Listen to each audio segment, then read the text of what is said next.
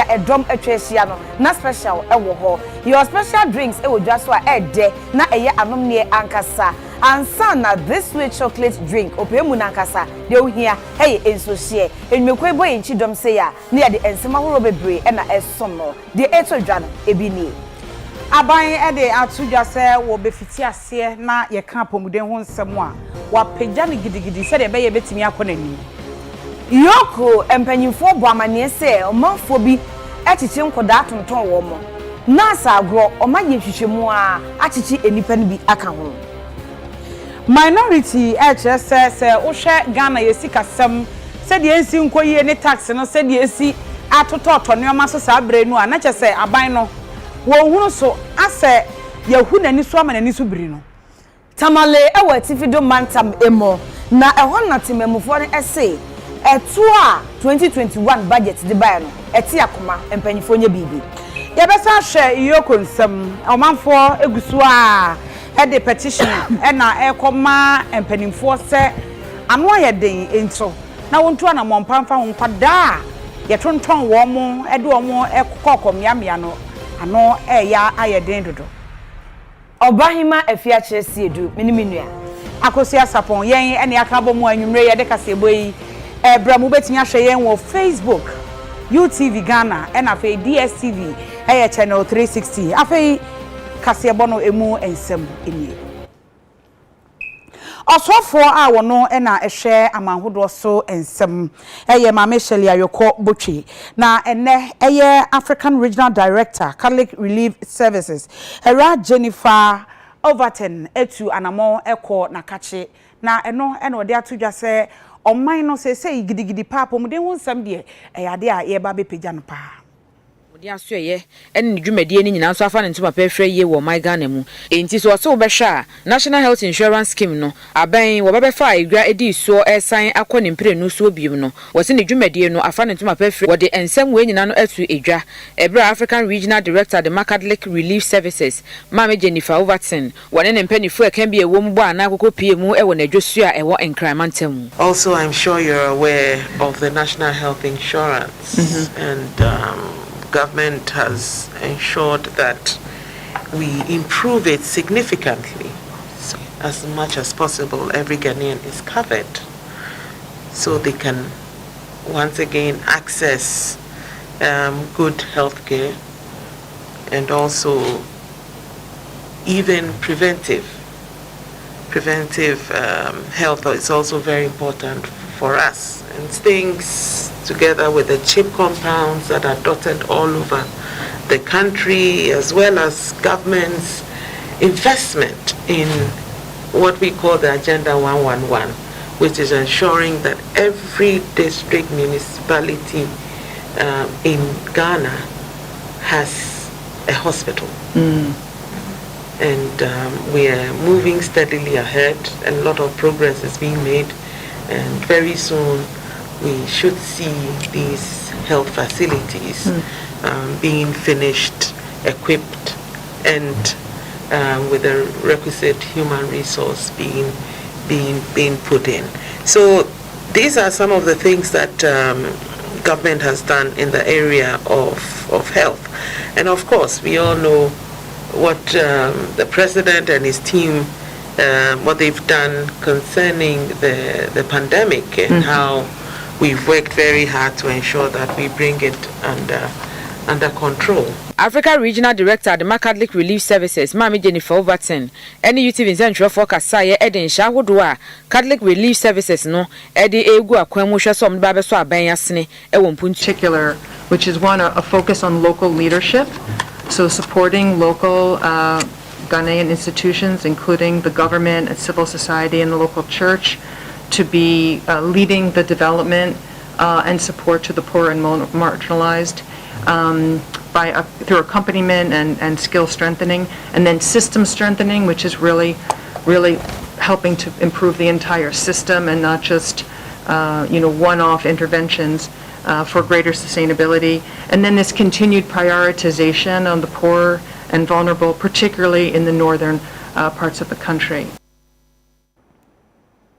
Afia emu na Medical and Dental Council of Ghana wo mo edibetu dwasa mo ni yoko aye hwehwemu bi ama de o mabehu ni say omanfo bi etomotofo babies e wabreko a eni kwan se eba ne sa hwehwemu na koso ama ene oba ma ne say omatumi akoje akoda wotoso miensa na san akoda miensa nyina ho ye omo yokofo akache ene wachi enipa ni bi aka ho executive director ma yoko COP Frank Eduboko e de assembly cheche wo bebre ato Ghana for enim. There were 2 cases before this. The first case is about Dr. Hope Mensakwashi. No, yeah, Dr. Susan Clinic. The Mamuti has said, Aton Akorebi. No, ni na ochikwa ma obi. Ma Aton no. Na yachi sa doctor no. Yachi nurses phobi. Ma yachi traditional birth attendant. Yachi nkofo. But no. Na nipa bi a yehia wo mo no ne nsanka wo mo but say the so far as the Susan Clinic is concerned no yenya obi a wo say yene ne kasa ama the necessary statement ne na ya take it from them the akase be say ewie ne ye docket ye ready a o say de call Attorney General's office no mo hwem no mo hu say adwuma na ya ye no pepepe ana say yi na advice bi om de be ba na ye be ya then it will be ready for prosecution. So that's about Dr. Hope Mensah Kwashi. The second one is Tema General Hospital and also Akwara Yeton. At the time, Mushia 20th January, no. Na Yensanka ni pebi. To say Akwara no baby no ni mami ni Yensanka no. But after I think immediately after the press conference no, Yensanka mami no. Yensanka bema no oni nyinsen no. Yensanka no.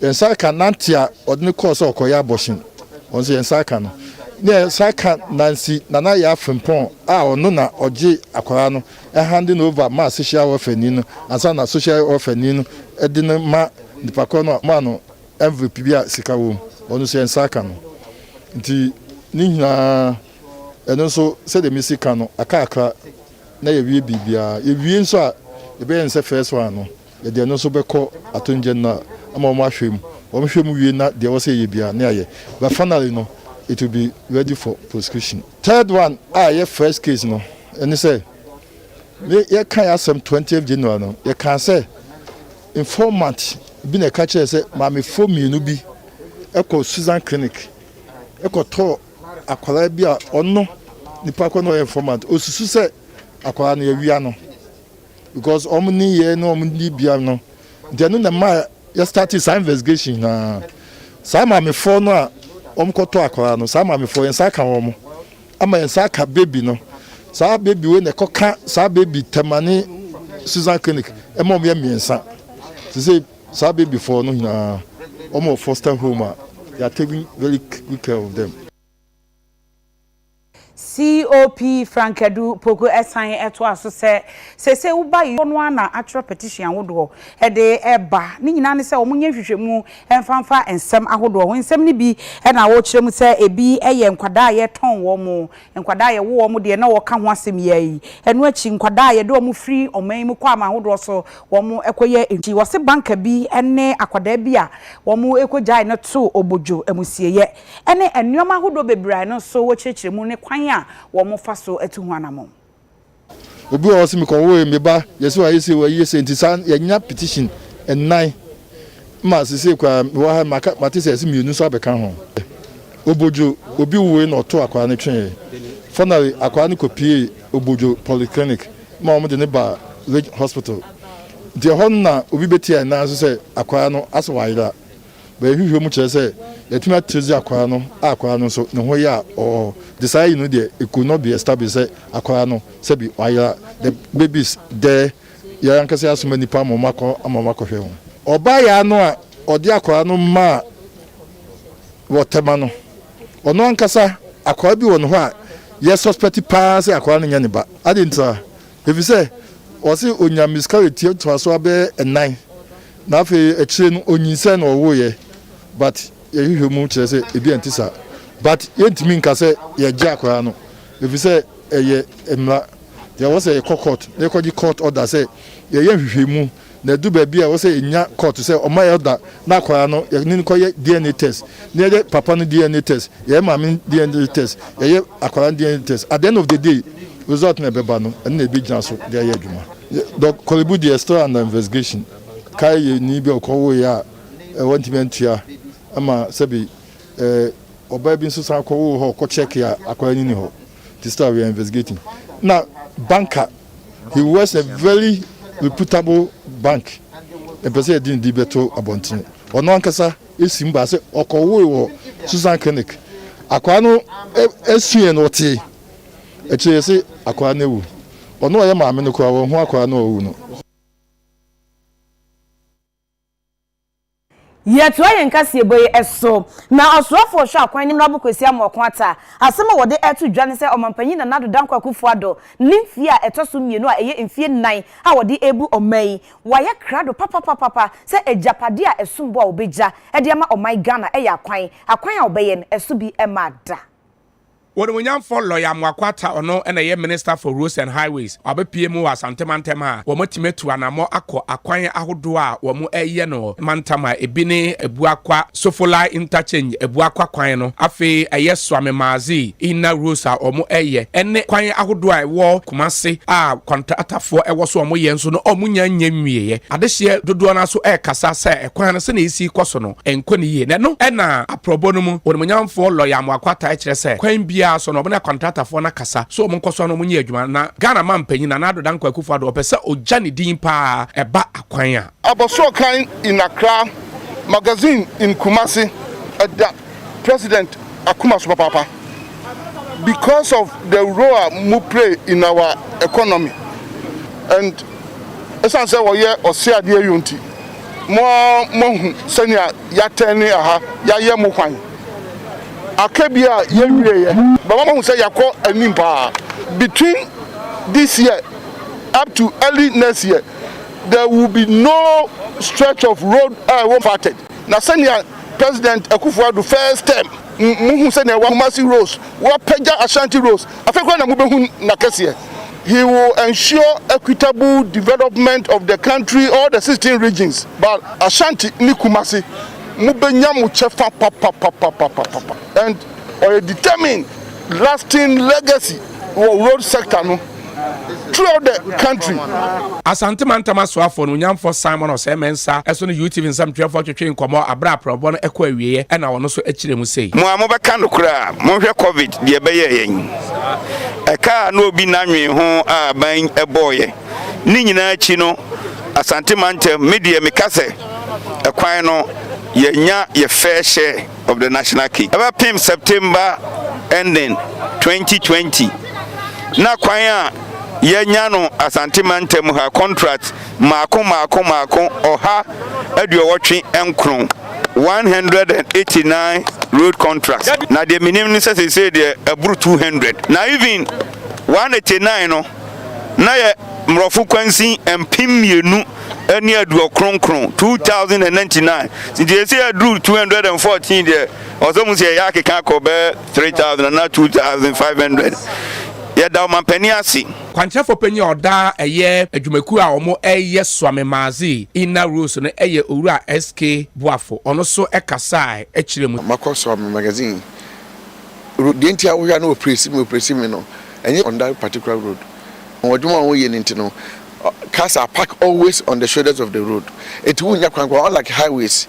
It contractor biaba na ayen sembebre. It you do baby no not weekends. But no normal contractor on kotem. It won't say o ye yentina ban eye kwan no. Na onya botre na ye wie kwan no na de mo wa. Ebema ho more commercial afno mbenye sika go motom.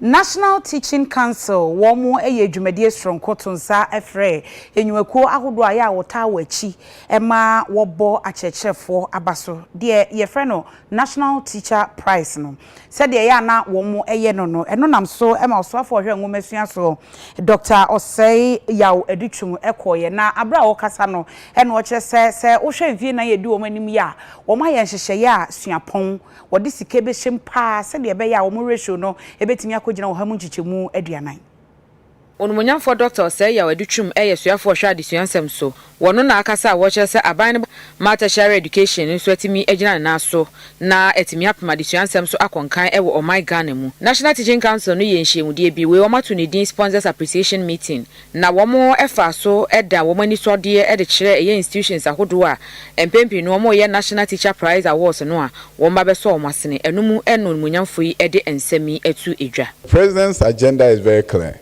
He wants to make sure that education transforms the socio-economic fortunes of Ghana. And when you hear him talking about improving the gross tertiary enrollment ratio, and especially significantly saying that it has to be 40%. 40% is when you see transformation in your country. That means you have a critical mind and a critical mass to bring about improvement. He also said relevant tertiary education, which also means that you need to get your engineers, your medical doctors, your lawyers, your accountants, everybody, your teachers in the pool, and make sure they are there. So we are not forgetting the fact that we need to improve the basic. We have Ghana Accountability for Learning Outcomes project for that, Gallup. But we also have to make sure that we make the necessary investment in tertiary education to provide and to produce the right mission. Registrar the National Teaching Council, Dr. Christian Adaipoku, any UT Vincent for Kasaya, the NCA, Danny Denina, ya 1% National Teacher Prize Awards, Jumedino, a Timijan and Naso, no more at the board as a chef for Abasono. You say in particular the heading, and this machine be a wakota, it's manual, can hear manual, no so now the check, a kind of obey machine, but in Nipa. Entity no idea modern nti na brebia ye boticha fa ba se mutimbo modern yes adwuma di boyen nti idea ye kan se omon koso no monyi ho nya adwuma no sa covid-19 kura ma adwuma na sa ye din mo amayen nti ni se omobo omo ho modern so betima ye bi e bia bo nti e se omon kran se omonyi omo ho na new curriculum no obi anyere ne ho na omwa ma intimidient koso mayen. Deputy Director General the Ghana Education Service, a lawyer Anthony Boateng, one also at the N70 be to say. A did say school no atoto near Madodo no between Yamako school. The Estre Ubia Nese Ubia Nyabotre. Now Omoko school no Muhunza Omunya Botre, a school for penny for no Monfanshi Shay no near New Muntum. Now school no Yanni Fenty and Omoko. Ana enye se omuni ba be tinti na omoko school enwasuanti na omoko je besre se obia me fa na ninsi na enwasuan so na nko yire no ho nsua de e besre se nose marks ya yeshin ya ompeka kranka omo se de be ya omoko aban de bi so na awie peye. Center for Democratic Governance CDD Ghana womo aye dwumadie bi na womo toato adwen e de afa Ghana ye mra hyebedwa etoso enwotwi eho. Center for Democratic Governance CDD Ghana womo hyemudi a womo eyeye etwetwe etiti ne ani ntire mo mbehye mu ase ebe e de toato adwen efa kwan a womo efa so a eye mra hyebedwa etoso wotwe no womo betimi ebu akwenta mapanso e de abo my Ghana nso kankro na womo aye adwuma ne nyina no ebe so Ghana fo ani sanse Ghana mma ne to abade ma womo de womo kokopie mu honum Oraye Clara Kasati en wo hwe ye ma dwumadie no eba so no one UT Vincent for ekasai. I think that the parliamentarians can also collaborate amongst themselves to strengthen parliament. So for the first time we are hoping that when it comes to representation and oversight, we are going to have a lot more scrutiny, a lot more debate, and that this time the two parties will put to the fore the guiding principle that whatever they do must be for the welfare of the people. Because come 4 years, it's not only the executive that is up for election. Certainly, the MPs too are up for election. So I think the people of Ghana would be in a position to hold the executive accountable as well as hold members of parliament individually accountable for their stewardship. Onmunyam fare na edwadwani de Matamale South abaton peso ano so ekasa ye de fa eye breketua bi omde ma wo so wo fa endia bobo emfa eye state of the nation address a ne nyina no mampani e de ba betu yanim no eho. I do not find 72 hours adequate enough for a thorough debate and thorough scrutiny of the state of the nation address delivered in accord with Article 67 of the Constitution. What do I find as adequate and sufficient a debate on the budget statement and estimates of government revenue and expenditure in accord with the now of the Constitution. Parliament itself and MPs have to deepen our research handle. We have to improve upon it to enrich the quality of debate. That calls for time. Can you imagine Parliament just take less than 24 hours to approve a loan agreement worth $1 billion without value for money? That should never happen in any parliament. Dr. Mohammed Amin, mrashebedwani ede makaraga na wode afutuo koye de ma amanyoku mienu a womo ewo mrashebedwamu. We can promote bipartisanship. For example, the approval of the 3 ministerial nominees that came to the floor of Parliament based on the committee. You had members from both sides voting to approve those 3 ministerial nominees. That is bipartisanship. And so where people have that independence of mind, independence of thought, independence to decide that yes, my party wants us to go this way, but I think that I could go that way. If the parties understand that without the whip system sanctioning people for vote for, that could promote our democratic development. And so I think that we should see more of that going forward. Afia yenko etifido mantemu. Etifido mantem no eno eye ensentwerefo kuo bi a womo etu wo ho asi ho se enipa bia ye wo madwen se wo de wo begigeje wo manan agu abonten. Ni se womo atikuo no a wo mada na die wa etifido mantem se womo behwe na ye de ato nsentwerefo a wonom eka kuo hu se womo mo omani enna ho so bi tu sa na mo na womo ehu kwan a wo de befa so.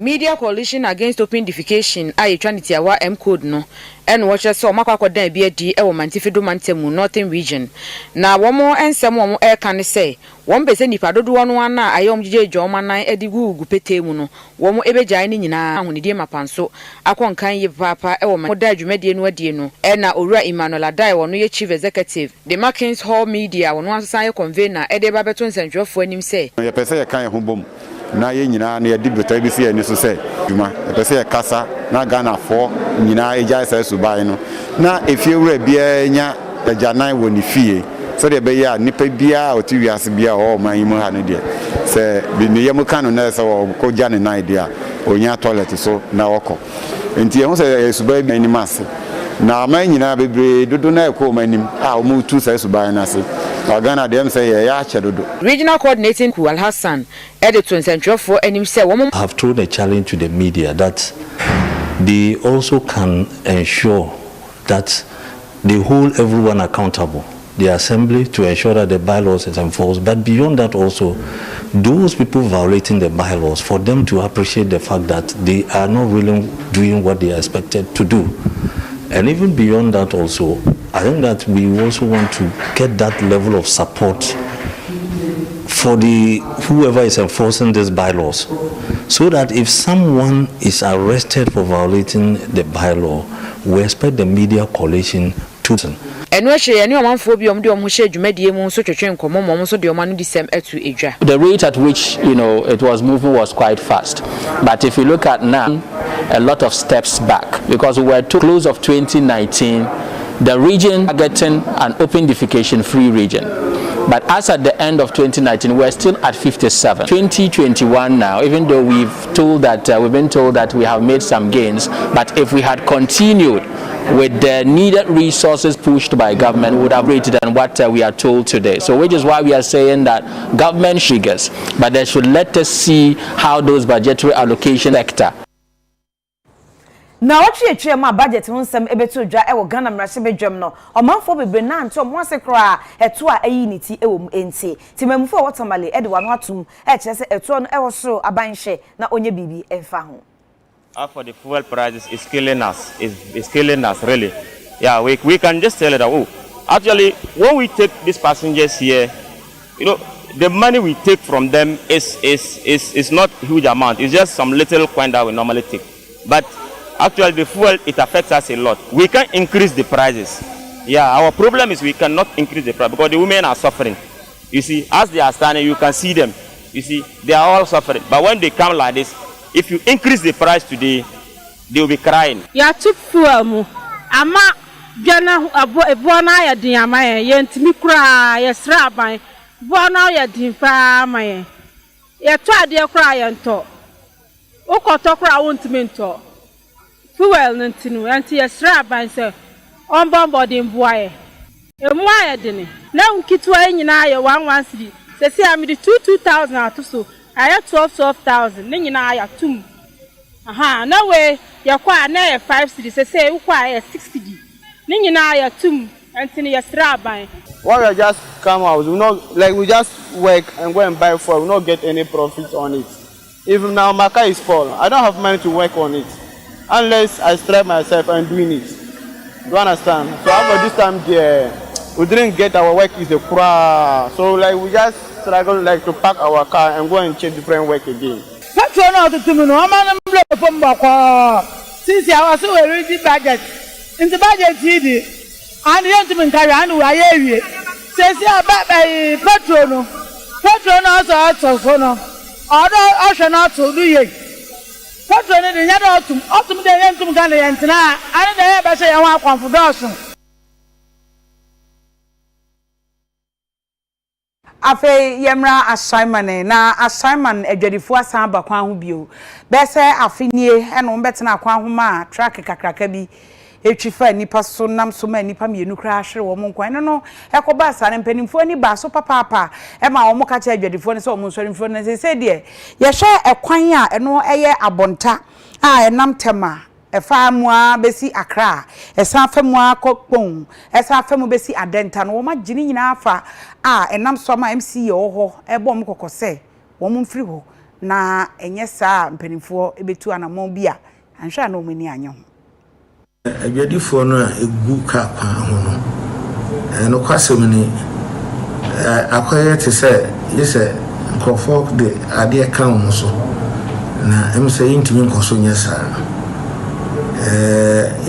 bon koko se omo jilor kwan na fan lor kwan mu de ento ade ya hwe isi ehun se ha ne ahokyere wo the pavement ni bi wo ha hono ya ala wo so mutimi edugwa wo esanse omo ho a rofo sen nya ba bi nante ni mu se kwan mu ankasa omo ton ne ma ne de omo asan ba mu esrawo na otwi ebo nkoko na otwi eba no ebe mi ki sure say wo obetena kwan mu ebe chi ero ko court na enwe disene efata enti yema mesro on frika kwan no atorenche masipen transima essence bio isua tiri ato ya no ya mfentu ya ofo ni frika kwan no em say ene sa ebe boa mo